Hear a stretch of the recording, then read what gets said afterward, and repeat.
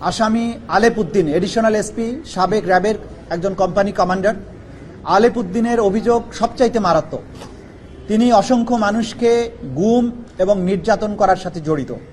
আজকে এই ট্রাইব্যুনালের কক্ষে আপনারা দেখেছেন, আমার পেছনে অনেকে দাঁড়িয়ে আছেন, যাদেরকে আলেপ উদ্দিন অপহরণ করে গুম করে বছরের পর বছর আটকে রেখেছিল, তাদেরকে নিষ্ঠুরতম পন্থায় নির্যাতন করেছিল।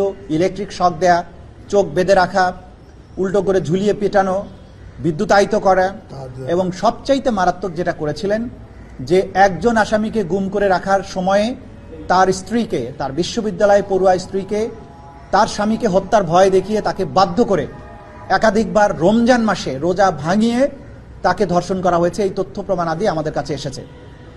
আমরা এগুলো ট্রাইব্যুনালকে জানিয়েছি যে এরকম নিষ্ঠুর এবং জঘন্যতম অপরাধী যারা, তাদের ব্যাপারে তদন্ত কার্য পরিচালনা করতে সময় লাগবে, কারণ প্রতিদিনই নতুন নতুন ভিকটিমরা আমাদের কাছে অভিযোগগুলো নিয়ে আসছেন এবং তাদের তদন্ত এবং তাদের বক্তব্য, তাদের এভিডেন্স কালেকশন করার জন্য আমাদের সময় দরকার। এই সময় শেষ হলে যথাসময়ে তাদের ব্যাপারে তদন্ত রিপোর্ট দাখিল করে তাদের বিরুদ্ধে আনুষ্ঠানিক বিচার প্রক্রিয়া যাতে শুরু করা যায়, সেই ব্যাপারে আমাদের তদন্ত সংস্থা দিনরাত কাজ করছে।